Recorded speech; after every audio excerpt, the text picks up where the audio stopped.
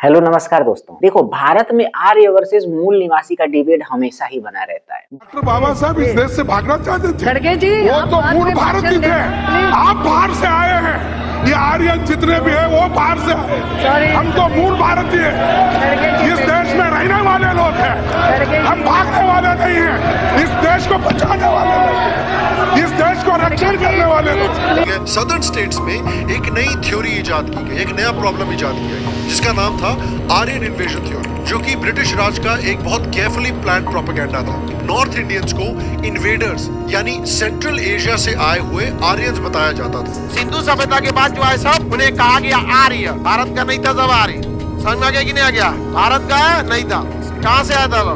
मध्य Asia से आया था। बट आर्कोलॉजिकल स्टडीज में क्लियरली प्रूव किया जा चुका है दैट आर्यंस के इंडिया में कोई भी ट्रेसेस पाए नहीं गए हैं। जब भी यह प्रश्न उठा है कि बाबर, गजनवी और गौरी तो मुस्लिम आक्रमणकारी थे जो बाहर से भारत में आए, तो वहाँ पे ये भी प्रश्न उठता है कि आर्य यानी कि ब्राह्मण और वैदिक संस्कृति को मानने वाले लोग भी तो बाहरी थे, वो भी तो बाहर से भारत आए। जब भी यह प्रश्न उठता है कि मुस्लिम आक्रमणकारियों ने भारतीयों को सताया, इन्हें लूटा, इनके नगरों और बस्तियों को तबाह किया, तो ये भी प्रश्न उठता है कि आर्यों ने भी तो बाहर से आकर सिंधु घाटी सभ्यता को बर्बाद किया, यहाँ के मूल निवासियों को सताया। कम्युनिस्ट और पेरियार की विचारधारा को मानने वाले यहाँ के आदिवासियों और दलितों को भारत का मूल निवासी, जबकि ब्राह्मणों को आर्य और विदेशी बता। तो वहीं दक्षिणपंथी और भाजपा आरएसएस की विचारधारा को मानने वाले आर्यों को ही भारत का मूल निवासी बताते हैं। तो चलिए आज के इस वीडियो में साहित्यिक और पुरातात्विक साक्ष्यों के साथ समझते हैं कि क्या वास्तव में आर्य भारत के मूल निवासी या नहीं, और भारत का मूल निवासी यदि आर्य नहीं है तो फिर कौन है। देखिए, सर 1920 के दशक के पहले तक यह माना जाता रहा कि आर्य ही भारत के मूल निवासी हैं और वैदिक सभ्यता भारत की सबसे प्राचीनतम सभ्यता है। लेकिन सन 1920 के दशक में राखल दास बनर्जी और दयाराम साहनी के नेतृत्व में भारतीय पुरातत्व सर्वेक्षण द्वारा पंजाब और सिंध प्रांत में 2 जगहों की खुदाई की जाती, जिससे सिंधु घाटी सभ्यता के 2 नगर हड़प्पा और मोहनजोदाड़ो अस्तित्व में आते हैं।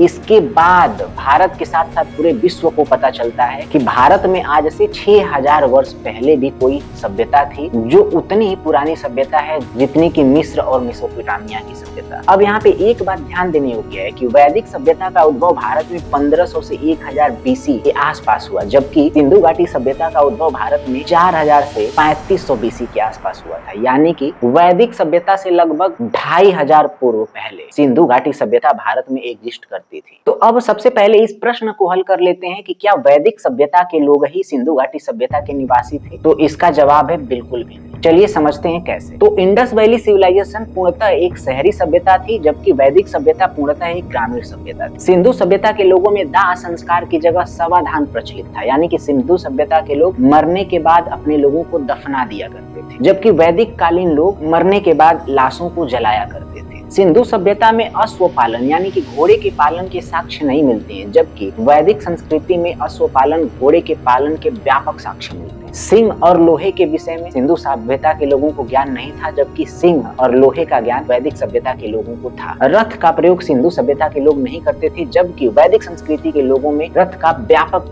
पैमाने पर प्रचलन था। वर्ण व्यवस्था सिंधु सभ्यता में नहीं थी, जबकि वैदिक संस्कृति के समाज की यह सबसे महत्वपूर्ण विशेषता थी। सिंधु सभ्यता के लोग कौन सा भाषा बोलते थे इसका हमें ज्ञान अभी तक नहीं है, लेकिन उनकी लिपि के बारे में पता है। उनकी लिपि चित्रात्मक लिपि थी जो दाएं से बाएं की तरफ लिखी जाती थी, जबकि वैदिक सभ्यता के लोग संस्कृत भाषा बोलते थे और इनकी जो लिपि है वो ब्राह्मी लिपि थी जो बाएं से दाएं की तरफ लिखी जाती। तो अब तक इतनी सारे अंतर और डिफरेंस देखने के बाद आप लोगों को ये बात समझ में आ गई होगी कि वैदिक सभ्यता और सिंधु घाटी की सभ्यता ये दोनों ही बिल्कुल एक दूसरे से भिन्न है, यानी कि इनमें कोई भी अंतर संबंध नहीं है। साथ ही में वैदिक संस्कृति की विशेषताओं में सोम रस का पान, पशु बलि यज्ञ का प्रचलन और स्वास्तिक का व्यापक पैमाने पर प्रयोग शामिल, जबकि ये विशेषताएं पूर्ण रूप से सिंधु घाटी सभ्यता में नहीं मिलती हैं। अब आपको ये बात तो समझ में आ ही गई होगी कि इन दोनों ही सभ्यताओं में कोई भी आपसी अंतर संबंध नहीं है, न ही इन दोनों के निवासी एक थे। तो अब दूसरे प्रश्न को सॉल्व कर लें कि क्या आर्य बाहर से भारत में आए थे, यानी कि वो भारत के मूल निवासी नहीं है? तो इसका जवाब है हाँ। और इसके साक्ष्य के तौर पे देखें तो एशिया माइनर यानी कि तुर्की से 1400 बीसी का बोगज कोई अभिलेख प्राप्त हुआ है, जिसमें मित्र, वरुण और इंद्र नामक देवताओं के साथ साथ ऋग्वेद की बहुत सारी ऋचाओं का उल्लेख है। यानी कि ये अभिलेख उस समय का है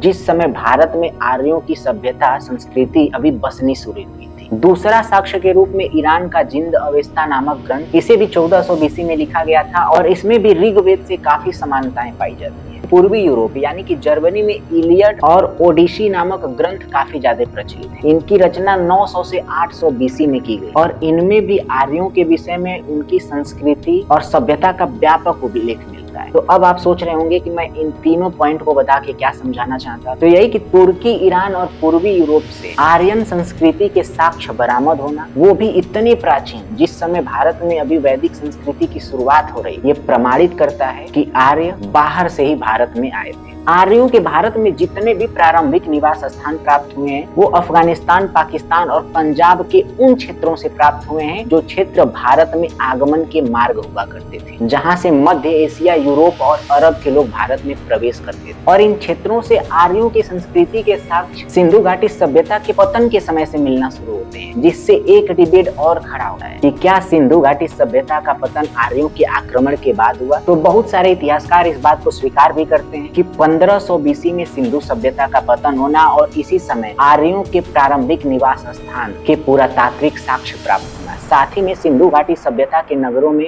बड़े पैमानों पर शवों का प्राप्त होना, ये दर्शाता है कि आर्यों ने बड़े पैमानों पर सिंधु घाटी सभ्यता के लोगों का नरसंहार किया, जिसकी वजह से सिंधु घाटी के लोग दक्षिण की तरफ पलायन कर गए और एक बसी बसाई शानदार शहरी सभ्यता विलुप्त हो गई। अब कुछ भाषाई और साहित्यिक साक्ष्यों की बात करें तो ऋग्वेद में आर्यों ने अपने से भिन्न लोगों को अनार्य की संज्ञा दी तथा ऋग्वेद में अनार्यों को दास, दस्यु या पणि कहकर संबोधित किया गया है। वहीं विभिन्न वैदिक साहित्यों और पुराणों में आर्यों के कई कबीलों लाइक यदु, तुर्वसी, कुरु और मधु, इनके द्वारा अफगानिस्तान के नदियों कुभा और कुरमु को पार कर भारत में प्रवेश करने का जिक्र किया गया है। जैमिनी ब्राह्मण ग्रंथ में लिखा है कि भरतों और इक्ष्वाकुओं के पूर्वज सिंधु नदी को पार कर भारत में पहली बार प्रवेश किए। तो पुरातात्विक के साथ साथ ये भाषाई और साहित्यिक स्रोत भी इस बात की पुष्टि करते हैं कि आर्य भारत के मूल निवासी नहीं है और वो बाहर से भारत में एक आक्रमणकारी के तौर पर आए। अब एक बात और समझना होगा कि आर्य संस्कृति के पुरातात्विक साक्ष्य पूरे भारत से एक ही साथ प्राप्त नहीं होते। आर्य संस्कृति के सबसे प्राचीन साक्ष्य जो 1500 से 1000 BC के मध्य के हैं वो अफगानिस्तान, पाकिस्तान और पंजाब के क्षेत्र से प्राप्त होते हैं।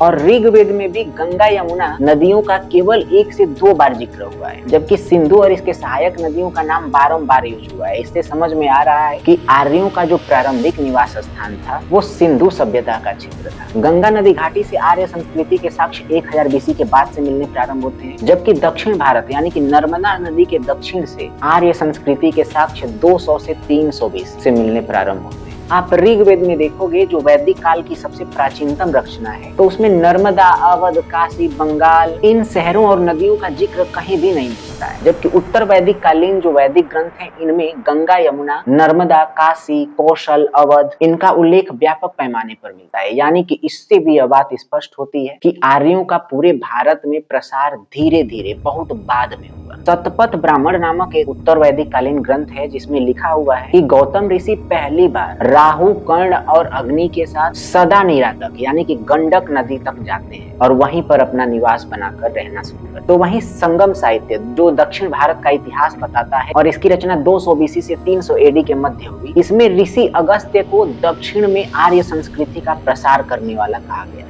अभी तक हम ये समझ चुके हैं कि सिंधु घाटी सभ्यता और वैदिक सभ्यता दो अलग अलग सभ्यताएं थी तथा आर्य भारत के मूल निवासी नहीं। तो अब ये भी समझते हैं कि भैया आर्यों का मूल निवास कहाँ पर था या फिर आर्य कहाँ से भारत में प्रवेश किए। तो इसको लेकर के भी एक लंबा डिबेट है। गाइल्स, पेंका और नहरिंग नामक हिस्टोरियन ये बताते हैं कि आर्य पूर्वी यूरोप से भारत में आए और इसके विषय में वो तर्क देते हैं कि आर्यों के जिंद, अवेस्ता और ऋग्वेद नामक ग्रंथ में जिन पशुओं तथा पौधों का उल्लेख है जैसे कि सोम नामक पौधे का उल्लेख, ये केवल पूर्वी यूरोप में ही पाया जाता है। लेकिन इस मत को विद्वानों ने इस आधार पर नकार दिया कि भैया यदि आर्य पूर्वी यूरोप से भारत में आए होते तो ऋग्वेद और जिंद, अवेस्ता के इतना ही कोई ना कोई पुराना साहित्यिक साक्ष्य पूर्वी यूरोप से भी प्राप्त होना चाहिए था, जबकि ऐसा नहीं। तो वहीं बाल गंगाधर तिलक अपनी पुस्तक Arctic home of the Aryans में लिखते हैं कि आर्यों का मूल निवास उत्तरी ध्रुव है और इसके विषय में तर्क देते हैं कि ऋग्वेद में भारी हिमपात और 6 महीने के दिन और रात का जिक्र किया गया है जो केवल उत्तरी ध्रुव में होता है। होता है। इसका भी खंडन करते हुए हिस्टोरियनों ने मत दिया कि भारी हिमपात केवल उत्तरी ध्रुव में नहीं होता है, हिमालय और आल्पस के कुछ रीजनों में भी होता है। और जो 6 महीने के दिन और रात की जिक्र है, ये एक कल्पना और सांस्कृतिक व्याख्या है। जबकि अविनाश चंद्र दास और गंगानाथ झा जैसे 2 भारतीय विद्वान आर्यों को भारत का मूल निवासी बताते हुए तर्क देते हैं कि आर्यों ने अपने साहित्यों में सप्त सैंधव प्रदेश का काफी ही ज्यादा वर्णन किया है और उसे देव प्रदेश कहा है। यानी कि किसी क्षेत्र के प्रति इतना ज्यादा प्रेम व्यक्ति को केवल अपने निवास स्थान या देश से ही हो सकता है। तो इस तर्क का भी खंडन इस आधार पर कर दिया जाता है कि यदि आर्य भारत के मूल निवासी होते तो सिंधु सभ्यता का निर्माण भी यही करते। तो अभी तक आपने देखा कि कुछ विद्वानों ने आर्यों का मूल निवास स्थान पूर्वी यूरोप, उत्तरी ध्रुव और भारत बताया। इसी में दयानंद सरस्वती की बात करें तो ये आर्यों के मूल निवास के तौर पे तिब्बत को कोट करते हैं। लेकिन प्रश्न ये खड़ा होता है कि सबसे विश्वसनीय निवास स्थान कौन सा है? तो मैक्स मुलर और खाना को नामक हिस्टोरियन मध्य एशिया को और कैस्पियन सागर के क्षेत्र को आर्यों का मूल निवास स्थान बताते हैं और इसके विषय में बहुत ही सारे पुरातात्विक साक्ष्य भी प्राप्त हैं। साक्ष्य नंबर 1 की बात करें तो मध्य एशिया से आंदोनोव और यापनीय संस्कृतियां प्राप्त हुई हैं, जहां से 4000 बीसी के यानी कि जब भारत में सिंधु घाटी सभ्यता का निर्माण हो रहा था उस समय के घोड़े, रथ और वैदिक संस्कृति के व्यापक मात्रा में साक्ष्य प्राप्त होते हैं, जिससे यह बात तय हो जाता है कि जब सिंधु घाटी सभ्यता के लोग भारत में रहते थे उसी समय आर्य लोग मध्य एशिया में रहते थे। साक्ष्य नंबर 2, आर्यों के भारत में जितने भी प्राथमिक निवास स्थल प्राप्त हुए हैं वो सबके सब भारत और मध्य एशिया के जुड़ाव वाले मार्गों पर अवस्थित। तो वहीं आर्यों के सबसे प्राचीन साहित्य ऋग्वेद अफगानिस्तान के कुबा और कुर्बू नामक नदियों को पार कर आर्य कबीलों के भारत में प्रवेश का जिक्र किया गया है और ये कुबा और कुर्मू नदियां भी मध्य एशिया और दक्षिण एशिया के जुड़ाव बिंदु पर पड़ती है। तो चलिए, एक लंबा डिबेट और कंफ्यूजन आज के वीडियो से होता है समाप्त। यदि आप लोगों को वीडियो पसंद आया हो तो चैनल को सब्सक्राइब करके वीडियो को लाइक जरूर करिए और आपके जान पहचान में कोई भी IAS PCS की तैयारी करता हो तो उसके पास वीडियो को शेयर जरूर करिएगा। मिलते हैं जल्दी ही एक नेक्स्ट वीडियो। नमस्कार, जय हिंद।